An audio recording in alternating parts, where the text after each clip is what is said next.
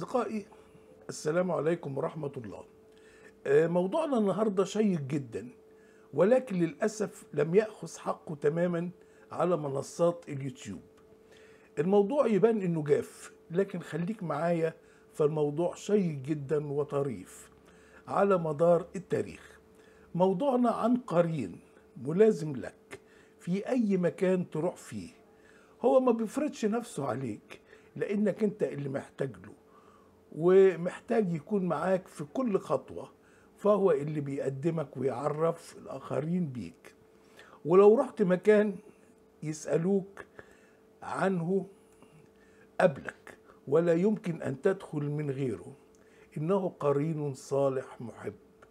القرين ده هو البطاقة الشخصية. تعرفوا إن البطاقة الشخصية أول من اخترعها كان المصريين القدماء. وعندما صدر قانون البطاقة الشخصية في عهد الملك فاروق، كانت البطاقة لا تصدر من وزارة الداخلية، بل من وزارة أخرى تماما. وكانت البيانات اللي فيها عجيبة، تصلح أن ترسلها لخطبة لتبحث لك عن عروسة. وكانت المرأة بعد ثورة 23 يوليو مستثناة وغير مطالبة باستخراج بطاقة شخصية. تعالوا أحكي لكم الحكاية من أولها.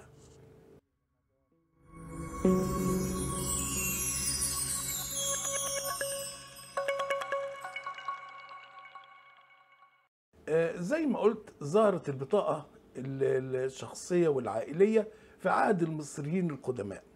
فقد شهدت مصر في عهد الملك أمنمحات الأول مؤسس الأسرة الثانية عشرة، اللي هي كانت من 2055 قبل الميلاد ل 1650 قبل الميلاد، تطورا ملحوظا في الجانب الإداري والتنظيمي للدولة.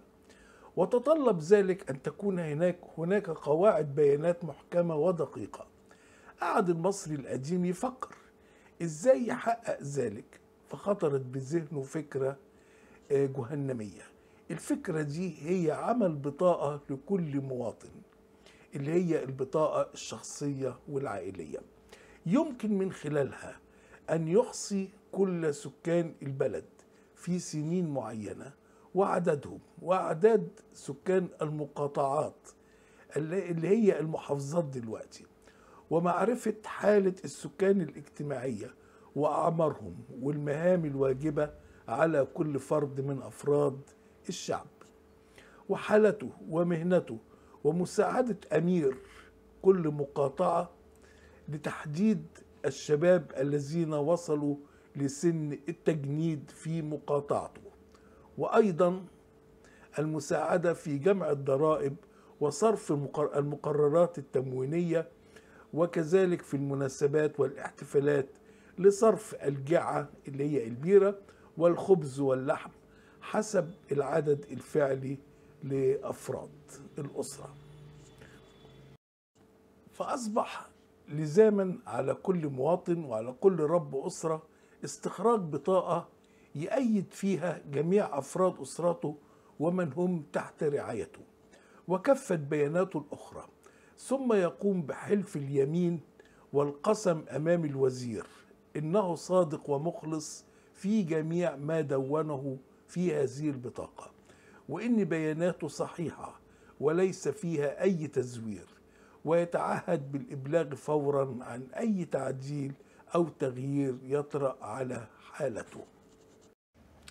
أما في العصر الحديث، تم استخدام البطاقة الشخصية لأول مرة في النمسا وألمانيا في القرن التاسع عشر.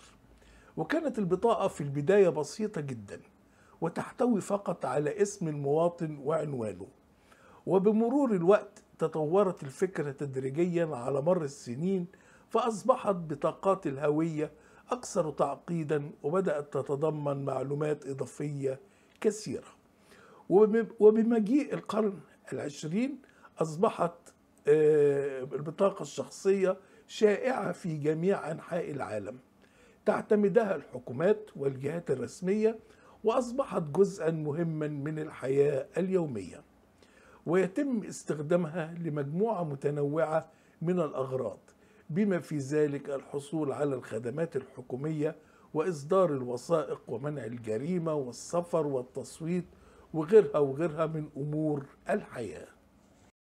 وفي مصر صدر القانون رقم 123 لسنة 1944 بشأن البطاقات الشخصية في عهد الملك فاروق الأول، وكان استخراج البطاقات الشخصية يتم عن طريق وزارة الشؤون الاجتماعية، وتم إصدار أولى البطاقات الشخصية للمواطنين بمعرفة تلك الوزارة. وقد فرضت أحكام القانون ليس على المصريين فقط بل وعلى الأجانب المقيمين في مصر.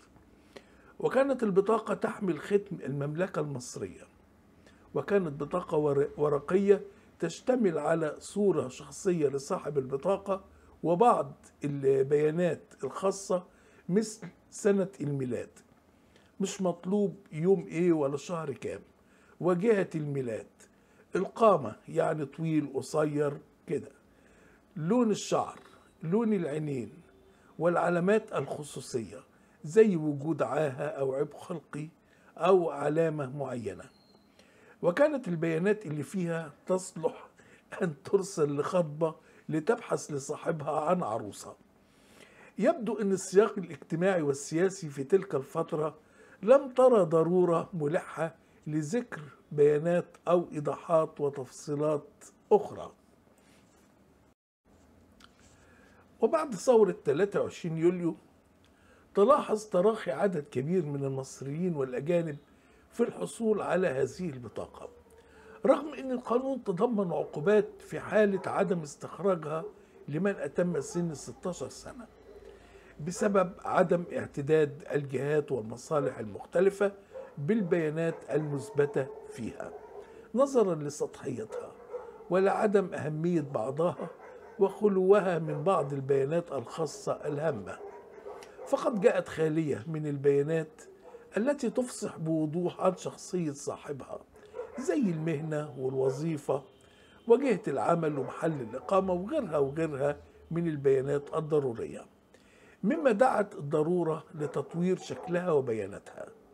فصدر القانون رقم 181 لسنة 1955، وأصبحت وزارة الداخلية هي المسؤولة عن إصدار تلك البطاقات، وفوض وزير الداخلية في تحديد شكل البطاقة ومدة صلاحيتها والبيانات الواجب إثباتها فيها التي تفصح بوضوح عن شخصية صاحبها وضمانات سلامة وصحة البيانات.